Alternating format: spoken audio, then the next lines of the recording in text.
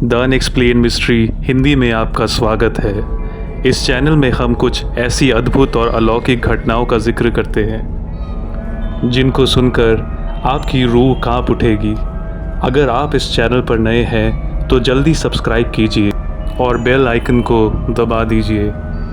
आज की कहानी प्रशांत पांडे जी की है। चलिए शुरू करते हैं आज की कहानी को। यह घटना 1981 में घटी थी। मेरी उम्र तब 32 साल थी। मैं एक रियल एस्टेट कंपनी में काम करता था और यहाँ काम करते हुए मुझे 6 साल हो चुके थे। मुझे अभी तक कोई प्रमोशन नहीं मिली थी और इस बात से मैं काफ़ी परेशान था। मैं सोचता था कि मैं ऐसा क्या करूं जिससे मुझे प्रमोशन मिल जाए। फिर एक दिन मेरे बॉस ने मुझे बुलाकर कहा कि एक बहुत बड़ा कमर्शियल प्रॉपर्टी का प्रोजेक्ट शुरू होने वाला है झारखंड के मैक्लस्कीगंज में। इस प्रोजेक्ट से कंपनी को काफ़ी फ़ायदा होगा, पर इसके लिए ज़मीन का मुआयना करना पड़ेगा और मैं चाहता हूँ कि तुम इस काम को करो। इस काम को ठीक से करने पर प्रमोशन के निश्चित चांस है। तुम्हें अगले शुक्रवार को ही रवाना होना पड़ेगा और कंपनी तुम्हारे रहने और खाने का इंतज़ाम वहाँ के एक बंगलों में कर देगी। ये मेरे लिए एक बहुत बड़ी चुनौती थी और मुझे हर हाल में ये ऑफ़र स्वीकार करना था। मैं अगले शुक्रवार को ट्रेन में बैठा एक अनजाने सफ़र पर। ट्रेन लेट थी और मैक्लस्कीगंज पहुँचने में शाम हो गई। प्लेटफॉर्म पर ट्रेन लगने ही वाली थी कि बारिश भी शुरू हो गई। बारिश ने मुश्किलें और बढ़ा दी। जैसे तैसे ट्रेन से उतरने के बाद बंगले तक पहुंचने का उपाय सोचने लगा। बारिश अब तेज़ हो चुकी थी और स्टेशन के पास कोई गाड़ी या रिक्शा भी नज़र नहीं आ रही थी। मैंने सोचा कुछ देर प्लेटफॉर्म पर ही रुक जाता हूँ और बारिश के रुकने का इंतज़ार करता हूँ। प्लेटफॉर्म पर सिर्फ एक ही छोटी सी चाय की दुकान थी। चाय की दुकान पर पहुंचा तो चाय वाले ने बड़े ही हैरानी से मेरी तरफ देखा। उसने पूछा, साहब, आप कहाँ से आए हैं? मैंने बोला, लखनऊ से। उसने फिर पूछा, आप क्या यहाँ अकेले ही आए हैं? मैंने बोला, जी हाँ। अब उसने पूछा, आपको यहाँ से कहाँ जाना है? मैंने बोला, विल्सन हाउस बंगले तक। ये सुनने के बाद उसके चेहरे का रंग ही उड़ गया। अब उसने पूछा, साहब, आप वहाँ किस काम से जा रहे हैं? मुझे अब इस आदमी पे शक होने लगा। मैंने सोचा आखिर ये आदमी इतने सारे सवाल क्यों पूछ रहा है। मैंने उसको ज़्यादा जानकारी देना उचित नहीं समझा और सिर्फ इतना ही बोला, बस है कुछ काम। मैंने चाय को जल्दी ख़त्म किया। बारिश भी कम हो चुकी थी और मैं बंगले तक पहुंचने के लिए रिक्शा की तलाश करने लगा। कुछ देर चलने के बाद मुझे एक टांगे वाला दिखा।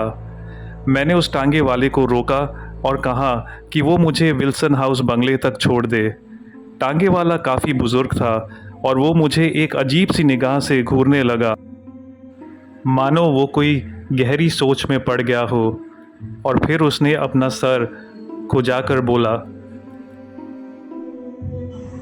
बंगले से पहले एक मोड़ आएगा। मैं आपको वहाँ तक छोड़ दूंगा, पर भाड़ा दुगना देना पड़ेगा। रास्ता बहुत खराब है और बरसात के कारण रास्ते में जगह जगह पानी भरा होगा। अंधेरा होने वाला था और उम्मीद की यही एक किरण देखकर मैं राज़ी हो गया। रास्ता काफ़ी ख़राब और सुनसान था। रास्ते के दोनों तरफ जंगल था और कोई भी गाड़ी इस रास्ते पर नहीं चल रही थी। चारों तरफ सिर्फ सन्नाटा था और जंगली पक्षियों और कीड़ों की आवाज़ आ रही थी। आखिरकार मैं बंगले से पहले आने वाले मोड़ पर पहुंच गया और टांगे से उतरकर मैं विल्सन हाउस की ओर पैदल चल पड़ा। लगभग 10 मिनट तक चलने के बाद मुझे दूर से एक बहुत पुराना सा एक बंगला दिखा। बंगले के बाहर एक ऊंची लोहे की गेट थी। बंगला बहुत ही वीराना सा लग रहा था। ऐसा लगता था जैसे बरसों से कोई यहाँ पर नहीं रहता है। मैंने गेट के बाहर से आवाज़ लगाई, क्या यहाँ कोई है? कोई है यहाँ पर? कुछ देर तक आवाज़ लगाने के बाद एक आदमी हाथ में लालटेन लेकर बाहर आया। उसने शॉल लपेटी हुई थी और वो मुस्कुराते हुए बोला, अंदर आइए बाबू, आप इतना लंबा सफर करके थक गए होंगे। चलिए आपको आपके कमरे तक ले जाता हूँ। ऐसा बोलकर बंगले के केयरटेकर नंदू ने मेरा सामान लिया और मुझे अपने कमरे की ओर ले चला। बंगला अंग्रेज़ों ने बनाया था और ये काफ़ी बड़ा था। इसकी हालत काफ़ी खस्ता हो चुकी थी और मेंटेनेंस ना होने के कारण दीवारों पर काफ़ी दरारें थी। इस बंगले में बहुत सारे कमरे थे और खिड़कियां और दरवाजे काफ़ी बड़े थे। नंदू मुझे अपने कमरे तक ले आया और बोला, आप विश्राम कीजिए, मैं आपका खाना लेकर आता हूँ। मैंने अपना हाथ मुंह धोया और बाहर बरामदे में टहलते हुए दीवारों पर लगी पेंटिंग्स को देखने लगा। मैं गौर से सब कुछ देख रहा था और सोच रहा था कि विल्सन हाउस अंग्रेज़ों के ज़माने में कितना शानदार रहा होगा। अचानक मुझे लगा कोई मेरे पीछे खड़ा है। मैं पीछे मुड़ा तो देखा एक सज्जन खड़े हैं और उन्होंने सफ़ेद कुर्ता और धोती पहना हुआ था। उन्होंने अपना परिचय देते हुए कहा, नमस्कार, हमारा नाम प्रदीप बैनर्जी है। हम राइटर है, उपन्यास और मिस्ट्री कहानी लिखता है। मैंने भी अपना परिचय दिया और मिस्टर बनर्जी स्वभाव से बड़े ही हंसमुख लगे। बातों बातों में पता चला कि वो कोई मिस्ट्री नॉवल लिखने के लिए यहाँ ठहरे हुए हैं। मिस्टर बनर्जी ने एकदम से पूछा, आपको क्या भूत वूत से डर लगता है? मैंने बोला, नहीं, मैं इन सब बातों में विश्वास नहीं करता। मिस्टर बनर्जी बोले, वाह वाह, ये तो बहुत अच्छा क्वालिटी है, डरना नहीं चाहिए। हम सुना है विल्सन हाउस में भूत प्रेत घूमता है रात को, इसलिए अपना नेक्स्ट नॉवेल का इंस्पिरेशन के लिए इधर आया है। अगर यहाँ कोई भूत वूत मिल जाए तो बहुत इंटरेस्टिंग एक्सपीरियंस होगा। ऐसा बोलकर वो बहुत ज़ोर से हंसे और गुड नाइट बोलकर अपने कमरे की तरफ चले गए। केयरटेकर नंदू भी खाना लेकर आ गया।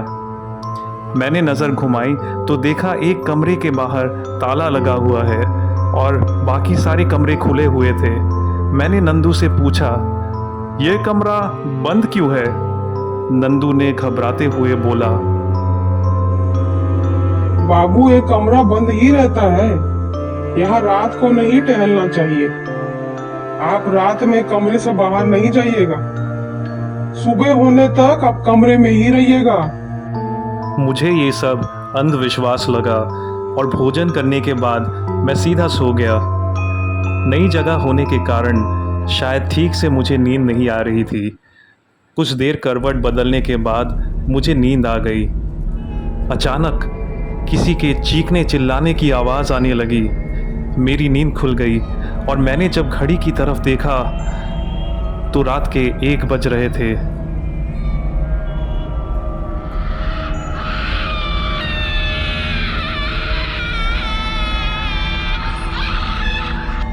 ऐसा लग रहा था जैसे किसी औरत को बेदर्दी से मारा जा रहा हो। घर का सामान और बर्तन टूटने की आवाज़ आने लगी और ये सब सुनने के बाद मेरी रूह कांप उठी। फिर एकदम मेरे कमरे के दरवाजे को कोई ज़ोर ज़ोर से खटखटाने लगा।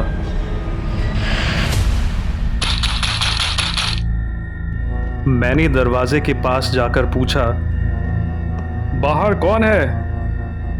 बाहर से आवाज़ आई, दरवाजा खोलिए, मैं हूँ प्रदीप बैनर्जी। मिस्टर बैनर्जी की आवाज़ सुनकर मुझे लगा वो बहुत परेशान है। मैंने दरवाज़ा खोला तो देखा मिस्टर बैनर्जी डर से थर थर काँप रहे हैं। मैंने उनको अंदर बिठाया और पूछा, आखिर माजरा क्या है? वो बोले, आई एम वेरी सॉरी, आपको हम डिस्टर्ब किया। इस बंगले में भूत है और वो मेरा पीछा कर रहा है। आप सुना चिल्लाने का आवाज़? मैंने बोला, अरे आप डरिए मत, कोई बदमाश हमें जानबूझकर डराने की कोशिश कर रहा है। कल मैं नंदू की खबर लेता हूँ। ये क्या ड्रामा लगा रखा है?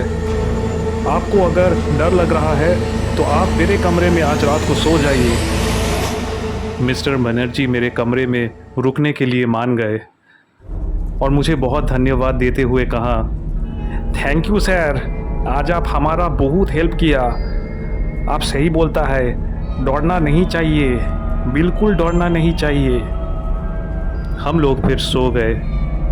सुबह सूरज की रोशनी कमरे में आई तो मैं जाग गया। जागते ही मैंने देखा मिस्टर बनर्जी कमरे में नहीं है। उस वक्त सुबह के 6 बज रहे थे। मुझे लगा शायद वो उठ के अपने कमरे में वापस चले गए होंगे, पर मैंने देखा दरवाज़ा तो अंदर से बंद है। मैं बड़े ही अचंभे में पड़ गया और मुझे अब कुछ भी समझ नहीं आ रहा था। मैंने सोचा बाहर निकलकर नंदू से सारी बात जान लेता हूँ।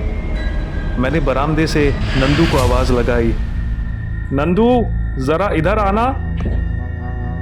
नंदू आया तो मैंने उससे कहा, कल क्या चल रहा था यहाँ पर? लोग चीख रहे थे, चिल्ला रहे थे, मिस्टर बनर्जी बहुत डरे हुए थे और रात को वो मेरे कमरे में रुके थे। सुबह देखता हूँ वो कमरे से गायब है। कहाँ है मिस्टर बनर्जी? तब नंदू ने सर झुकाकर बोला,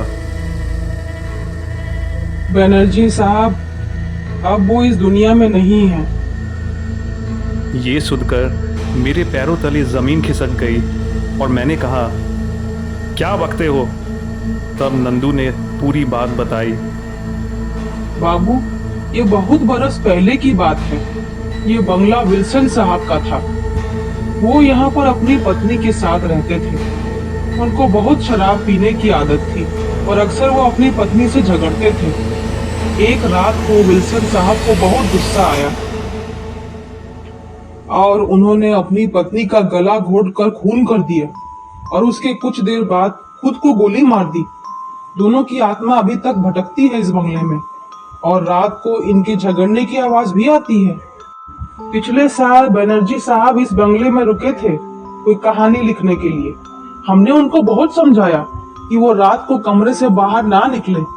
रात को जब झगड़े की आवाज आने लगी तब वो अपने कमरे से बाहर गए और उन आत्माओं को देखकर वो बहुत डर गए और डरने के कारण उनकी मौत हो गई।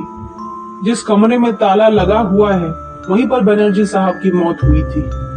उस दिन से वो कमरा बंद है। आप अगर कल हिम्मत नहीं रखते तो आपके साथ भी कुछ हो सकता था। आपके कमरे में कल बनर्जी साहब की आत्मा रुकी थी। अब मुझे सारी बात समझ में आई।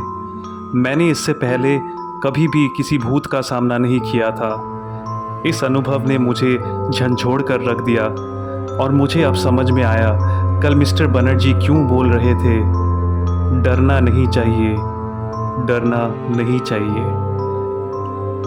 मैंने उसी दिन बंगले को छोड़ने का फैसला किया और स्टेशन के पास एक गेस्ट हाउस में रहने के लिए चला गया। जब मैं विल्सन हाउस के गेट से बाहर जाने लगा तो एक आखिरी बार बंगले को देखने के लिए पीछे मुड़ा।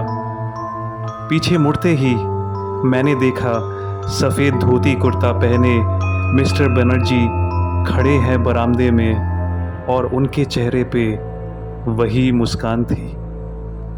अगर आपको ऐसी अद्भुत और रहस्यमयी कहानियाँ पसंद हैं तो मेरे चैनल को सब्सक्राइब कीजिए और बेल आइकन को दबा दीजिए। वीडियो पसंद आई हो तो लाइक ज़रूर कीजिए और ज़्यादा से ज़्यादा इस वीडियो को शेयर कीजिए। वीडियो कैसी लगी कमेंट्स में ज़रूर बताइए। जल्द ही फिर मुलाकात होगी एक और अनएक्सप्लेन्ड मिस्ट्री के साथ।